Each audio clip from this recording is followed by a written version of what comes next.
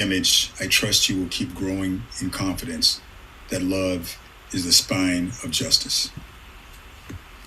May you rest in peace. Thank you.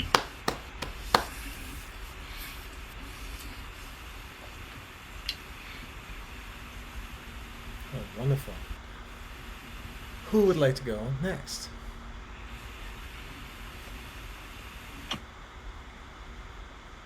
No immediate takers. I'm going to take this one then. I'm from the Poconos, from northeastern Pennsylvania. My sister is a French teacher in high school, and she takes a group of students up to around the Ottawa area and up into the rural areas around there every year in the summer after school year is done. And she's been doing that for 25 years. We grew up on the property of a country inn that my family still has. So I wrote all these poems about growing up in a country inn in the 80s.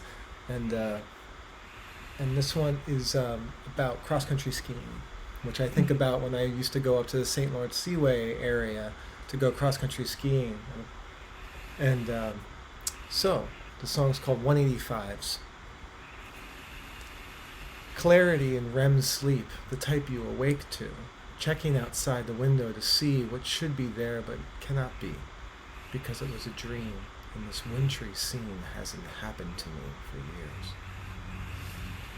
In the mornings, before school, before dawn, when you only had the 9 o'clock news to give you an inkling of tomorrow, I'd get up. Snow had come, more than we thought. The guests will be so excited. They'll want skis and snacks and cocktails when they're done. Our margin just widened. Get warm, make cocoa, grab a thermos, a flashlight, a banana. I should ski 200s. I'm better than the shorter ones I put on. I'll trudge harder to do the work, but the telemarked 15 minutes at the end, work done, will be that much better. Remember this as an example of delayed gratification. Start in the flats, get the pond area first, grab the branches of the willow tree so the snow falls off. Laden branches are a property liability. The guests don't know their recoil. Finish below, blood does flow, and start the uphill climb. These logging roads don't know, they're just for foliage enthusiasts now, and of course the odd skier. Old pump house on the right means turn left. That old trail to the right dead ends, and there's nothing interesting over there anyway. Short jaunt to the 5 corners. I always daydreamed it, a bustling intersection, bears and fox gesturing, deferring with kind waves. There's no rush in the woods. Go up past the antenna, our lifeline of channels, 2, 4, sometimes 5 and 7 and 11. Save the best for last.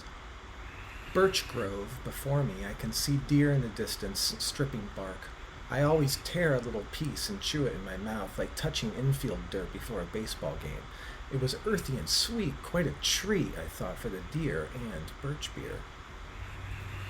The short skis, the deferred breeze, the work done. I've earned my fun, this downhill run back to the hum. All this work and this choice of gear just to steer with confidence, with full speed, around the right-hand corner at that pump house, because there's nothing much interesting to the left. Thanks.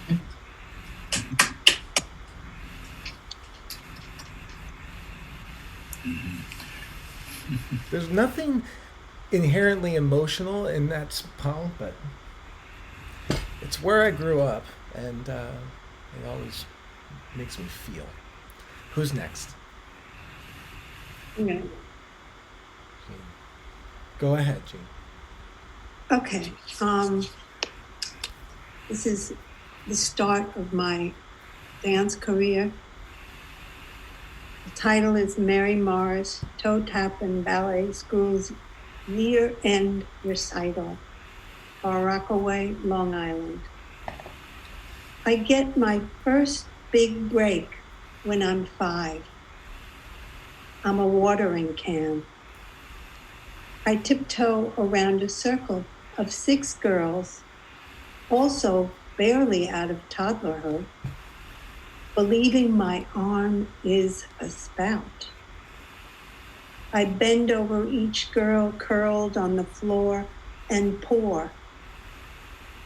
A little one rises on her knees, opens her arms, and blooms. During the finale, Dance with the Dolly with the Hole in the Stocking, disaster strikes.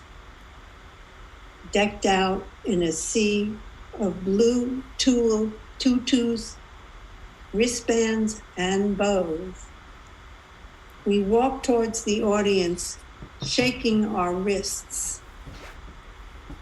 Two bruisers on either side of me try to block me, but my ego elbows them away and their doe baby bodies. I dream of Sleeping Beauty, Aurora, and Odette the princess, Swan Lake sorcerer von Rothbard, has turned into a swan, keeps her and a corps de ballet of 60 women imprisoned in birds' bodies. I long to be the trapped white senior, her rippling arms like wings, her gliding movements, a sacrificial rite of passage.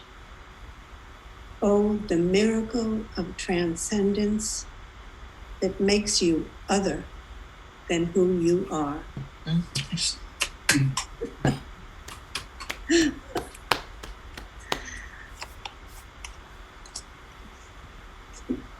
was wonderful, Jean. Thank you. I believe we had a couple other hands that were raised. Ron. Yes. Nancy, thank you for a wonderful reading. I went to the art exhibit at CMATO that had your poem on the wall and many other poems as well. And it was a very memorable exhibition. I'm kind of obsessed with the connection between poetry and painting and art. And so I'd like to read a poem by Frank O'Hara, who's a very famous poet. He actually worked for the Museum of Modern Art and knew a lot of the abstract expressionists, Jackson Pollock and those guys back in the day. I like the humor of this poem. It's called Why I Am Not a Poet. Why I Am Not a Painter. Sorry. I am not a painter. I am a poet. Why? I think I'd rather be a painter, but I'm not. Well, for instance, Mike Goldberg is starting a painting. I drop in, sit down and have a drink, he says. I drink, we drink. I look up. You have sardines in it. Yes, it needed something there. Oh, I go and the days go by and I drop in again. The painting is going on and I go and the days go by and I drop in. The painting is finished. Where's the sardines? All that's left is just the letters. He explains, it was too much. But me, one day I'm thinking of a color, orange. I write a line about orange. Pretty soon it's a whole page of words, not lines. Then another page. There should be so much more, not of orange, of words, of how terrible orange is and life. Days go by. It is even in prose. I'm a real poet. My poem is finished and I haven't mentioned orange yet. It's 12 poems. I call it Oranges. And one day in a gallery, I see Mike's painting called Sardines. I just love that poem. That was great. Well read, Ron. Really great.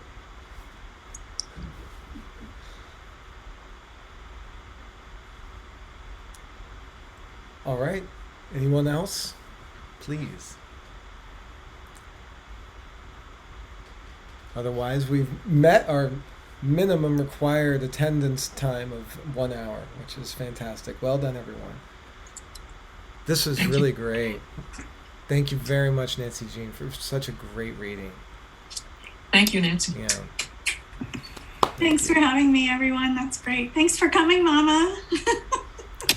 Are there any anything you want to announce or let us know about, like quick ways we can find you online, or find or right ways to search for anything on, like, say we're gonna buy it? No, I don't know. I don't think, if you look at ProQuest, you can maybe find some stuff, but I'm otherwise, yeah. Thank you for asking, Connor. Yeah, no problem. Okay. Well, with that, I'm going to at least stop recording.